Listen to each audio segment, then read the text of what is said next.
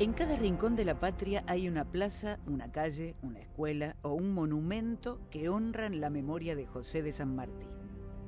Sin embargo, sus ideas, su accionar político, sus logros fuera de los campos de batalla no acompañan cabalmente esta omnipresencia. Su brillante carrera militar bajo bandera española avanzó junto a una férrea conciencia antiabsolutista que lo llevó a sumarse a la lucha por la libertad que se expandió por América tras la invasión de la península por Napoleón Bonaparte. Igual que Simón Bolívar, San Martín fue un decidido defensor de la idea de una patria grande. «Soy del Partido Americano», supo escribir alguna vez, al tiempo que alertó tempranamente sobre el peligro que acechaba en las disputas partidarias que surgían en los territorios cuya libertad se consolidaba con la épica campaña que lidera concretando el cruce de los Andes y lo consagra como protector del Perú. En Cuyo y en Lima demuestra su capacidad como estadista y su reivindicación de los pueblos originarios. La patria grande, la llamada patria grande, la idea de una gran nación que involucrase a todas las excolonias de España.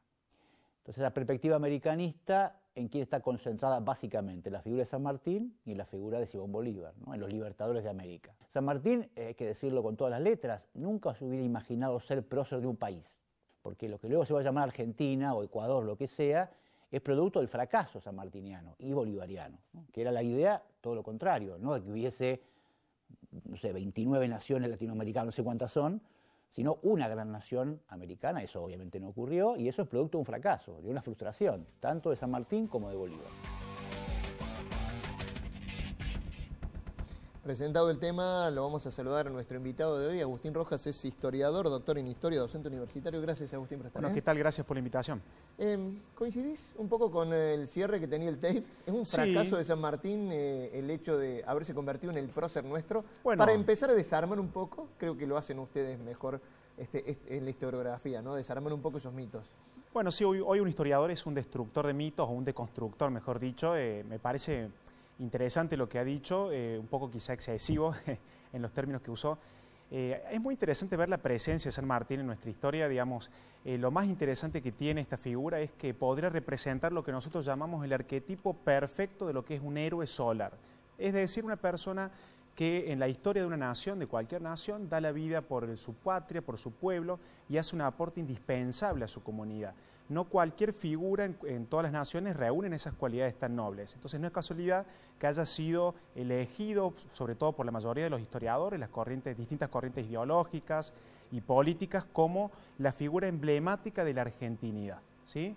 Entonces, San Martín, si bien podemos considerar que hubo algún que otro fracaso en base a algunos de sus ideales, hay un aporte, sobre todo sus principios en algún sentido republicanos, que han dejado su presencia en las repúblicas que nacieron en ese momento. Lo podríamos tomar irónicamente esto de fracaso, ¿no? Sí. Digamos, obviamente porque quieres reseñar eso, esta cuestión de la patria grande de la que hablaban él y Bolívar, que bueno, no cuajó, pero es como decís vos, ¿tiene algún sentido? Lo que siempre nos preguntamos es esa construcción de el héroe, el ídolo, en contrapeso de, por ejemplo, el político que no se reivindica tanto esa parte de San Martín.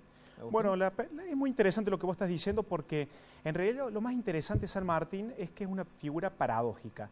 No por lo que San Martín fue, sino por lo que se ha dicho de él, cómo se lo ha presentado públicamente. O sea, San Martín siempre ha sido una figura muy importante, de unos méritos indudables, y ha dejado un impacto en su momento, en su tiempo. Sin embargo, nosotros como personas, en mi caso como historiador, pero sin embargo es algo que nos compete a todos los ciudadanos de esta comunidad, tenemos la responsabilidad de indagar qué hay detrás de este mito, ¿no? De este héroe solar, como dije antes. En realidad San Martín nace a fines del siglo XVIII en Argentina, digamos en ese momento en Argentina, si no era un virreinato, se va con 6 años a España con sus padres.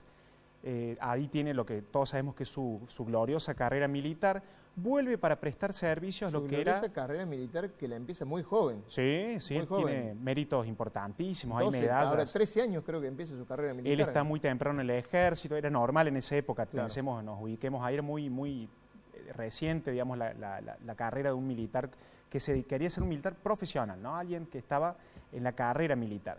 Después vuelve con 34 años, ¿sí?, para prestar su servicio a las Provincias Unidas, y está muy poquito tiempo acá. Pensemos eso, el padre de la patria, el libertador de varios países, estuvo muy poquito tiempo en América. El héroe máximo nuestro estuvo, ¿cuántos años? Vuelve con 32 años y se va con 42 años.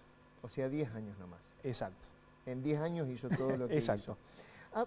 A partir, vos decías, la construcción, o por lo menos tratamos de desarmar la construcción de ese mito, de ese héroe, fue muy denostado en un momento. ¿A partir de cuándo cambia el concepto sobre San Martín? Digo, en su momento se tuvo que ir, porque tenía el enemigo número uno, era quien estaba al frente del gobierno, que era Rivadavia, ¿no? Exacto, él termina la famosa gesta independentista, ¿sí? Él vuelve, pide un permiso a Rivadavia para ver a su mujer que estaba muy enferma, ¿no? Él se había casado con su esposa que era muy jovencita, y sin embargo Rivadavia le niega ese permiso. Él de todas maneras va hacia Buenos Aires, y es una persona que tiene que enfrentar la denigración de cierta comunidad bonaerense a su figura. Le quisieron hacer un juicio incluso a San Martín, y él, bueno, ve que no tiene un lugar político en nuestra nación, ve que se está por venir una guerra civil, y ahí es cuando decide irse a Europa. Estamos en el año 1824. Se va a Europa, él intenta volver en ciertas oportunidades, por ejemplo, un excombatiente bajo sus órdenes, que era Lavalle, le intenta convencer de que sea el gobernador de Buenos Aires. Él viene incluso camuflado en una embarcación tratando de desembarcar, pero él ve que, bueno, que se corre mucha sangre, que hay mucha inestabilidad política, y él ve que no puede hacer un aporte en ese momento. Entonces termina sus días tranquilos en Francia, comunicándose con amigos en Buenos Aires, teniendo noticias de forma muy fluida de lo que ocurría aquí. De hecho, en su testamento todos sabemos que le deja el sable nada menos que a Juan Manuel de Rosas por sus servicios a la patria, ¿no? Me queda muy poquito tiempo, Agustín, Sí. pero digo, yo intento, por lo menos todos tratamos de bucear más en esa parte, en esa faceta política de San Martín. Sin embargo, cada 17 de agosto viene la reivindicación, y la reivindicación es quizás solamente de las campañas militares, de obviamente la enorme gesta que hizo, pero el legado político quizás no se alumbra tanto por algo en especial, ¿o lo ves vigente?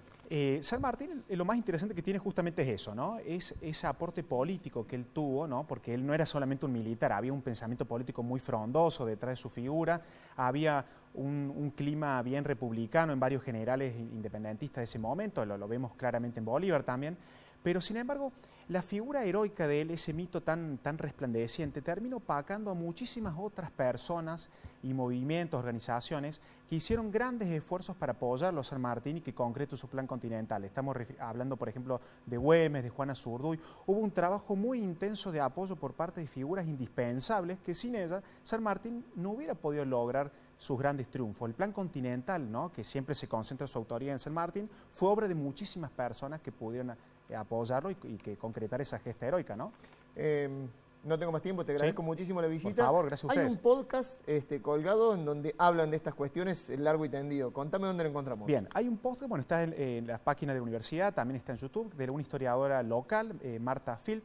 Ella muy bien esclarece cómo San Martín se construye como padre de la patria, como libertador de América, y cómo fue trabajada la figura políticamente en diferentes gobiernos, por la última dictadura militar, por el peronismo. Es muy interesante y realmente permite ver realmente quién fue San Martín más allá del mito. Agustín, muchas gracias. No, gracias a usted, por favor. Nosotros nos vamos al último corte en Redacción Abierta y ya venimos con el cierre.